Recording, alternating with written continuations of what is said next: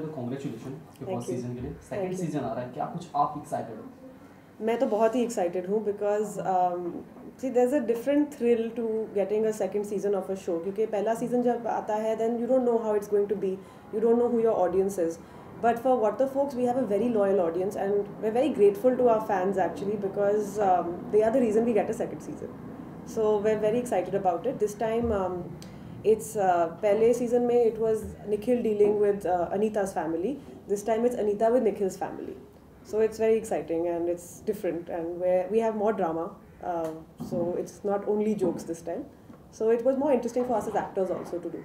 So first season में हर एक episode में एक कॉन्सेप्ट दिखा था, तो इस बार क्या कुछ होने वाला है, कुछ डिफरेंट? अब तो मैं आपको ये बता नहीं सकती हूँ because maybe they might cut me out of the show if I talk too much. लेकिन इसमें क्या डिफरेंट हो रहा है ना, that we really explore drama in this show. पहले सीज़न में आई थिंक जो सर्कमस्टांसेस थे वो सिचुएशनल थे, एंड पहले सीज़न की एक नॉवेल्टी थी कि it was the guy with the girls parents, you know, which is something that doesn't happen. And it was the funny situation, but जो भी होता था जैसे कि पापा की गाड़ी ठोक दी या ये हुआ, इट वॉज ऑल की एक सिचुएशन आती है और उसके साथ वो कैसे डील करते हैं. This season has a longer arc, and it has this time his parents and his family coming and staying with us.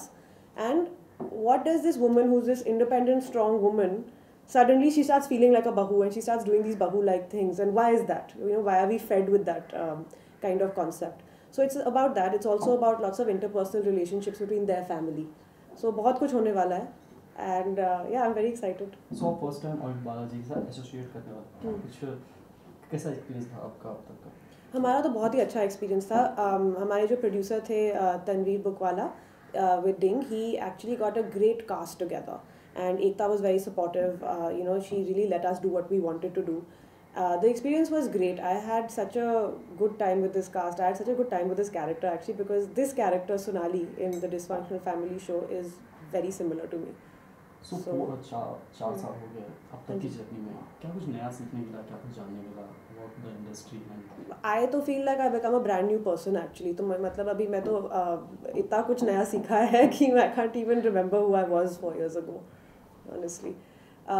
I think what Bombay has taught me as an actor, of course, is that, you know, यहाँ पे actually the real work, actors love to act. So that never feels like work. It's when you are looking for work that actually feels like the work. And it's taught me how to be very grateful for everything that's come my way now. सो जब आप title सुनती हैं waterfall, मतलब क्या कुछ आता है समझ में? I'm sorry? वॉटरफॉल जब आप टाइटल सुनती हैं, हाँ. डिफरेंट है हर कॉन्सेप्ट. आप क्या चाहते हो कि मैं हिंदी में बात करूं? हाँ, कुछ हिंदी में बोलेंगे तो ज़्यादा बेटर है. हाँ, सॉरी, आई विल. हाँ, Waterfalls, ना ये वो तो इंग्लिश में बोलना पड़ेगा. सो बोलिए आप. You have to ask me the question again. I forgot. सो जब आप सुनती हैं टाइटल वॉटरफॉल, तो क्या कुछ आता है आपके जहन में? क्योंकि पब्लिकली बहुत ज़्यादा ये मैं एक तरह से मैसेज भी देता है. Yeah. तो क्या कुछ कहना चाहते हो उसके बारे में? It is exactly what you said. Because when you are when you are actually, जैसे ये अगर ये situations आती है ना, कि कोई भी ऐसा है नहीं जो who wants to deal with the in-laws like that. मतलब मेरी शादी तो नहीं हुई है, लेकिन I know from my sister and from my friends that एक मोमेंट ऑलवेज आता है कि where you're like what the fuck man, you know, because I think क्या होता है ना फैमिलीज में, specially after you get married, is that कि एक एक्सपेक्टेशन है कि ये जस्ट बिकॉज कि मैंने इससे शादी कर लिया है, इसके माँ बाप मेरे माँ बाप बन गए हैं, इसकी बहन इसके भाई मेरे भाई बहन बन गए हैं. लेकिन ऐसा है नहीं, बिकॉज मतलब हम अपने भाई बहन अपनी फैमिली के साथ कितने सालों से रह रहे हैं, लेकिन सडनली ऐसा होता है कि you just dropped in over here and now you expected to pretend that this is my family. The truth is it's not. And you still have to act like they are. You have to be yourself around them. You have to also be polite around them. So I think वो जो dichotomy आती है ना, that's a difficult balance to strike. How to be yourself and how to also be liked and loved by them, which is very difficult. People who normally know you very well, then it's difficult to like anyone, right? And you know them that well. So this is exactly what the show is about. So after the निज़ा, जब आपने web series मतलब आपने join की, आप उस पर cast हुई, तो आपने सोचा था कभी इतना ग्रो करेगी वेब सीरीज? कभी नहीं. मैंने बस एक तुक्के पे कर लिया ऑनेस्टली. लेकिन क्या हुआ था कि मुझे एक ऑडिशन का कॉल आया and I went, and actually season 1 में मेरे शूटिंग डेज बहुत कम थे, क्योंकि ऑल्दो कि वो कैरेक्टर तो हर एपिसोड में है, लेकिन अगर आप देखें वो सिर्फ एक ही एपिसोड में घर आती है, तो उसके जो सारे सीन्स हैं वो निखिल के साथ फ़ोन में हैं। तो 2 दिन में मेरे सारे ऑफिस के सीन्स उन्होंने निपटा दिए थे, बिकॉज लोकेशन ऐसे चलती है कि it's the actual location that takes time. तो मेरे लिए ये सिर्फ 5-6 दिन का काम था, और but the character got a lot of love and it was a very strong character. No woman had ever been projected like that in the web space कि एक हस्बैंड है, एक औरत है जो अपने हस्बैंड से उम्र में बड़ी है, स्टैचर में बड़ी है, उसकी सैलरी उससे ज़्यादा है, लेकिन the husband school with it and she school with it. So I don't think कि ऐसा प्रोजेक्शन आया था तब तक इंडियन वेब स्पेस में। सो मुझे क्या पता था कि ये होने वाला था, बट सडनली वो it became such a big hit, so we are grateful. So आप कितना कंफर्टेबल मानती हैं अपने खुद के लिए वेब सीरीज़ को, कितना आप कंफर्टेबल मानते हैं इसमें काम करना? सी मेरे लिए बहुत ही कंफर्टेबल स्पेस रही है, क्योंकि मेरा जो एक्टिंग का स्टाइल है, I think acting is when you are not acting, you know. Good casting तब होती है जब the actor has to act the least. So that way जो वेब स्पेस है वो उसका जो ऑडियंस है वो इतना रिसेप्टिव है, you know, that audience is very hungry for real stories, and we as actors are very hungry to do real acting.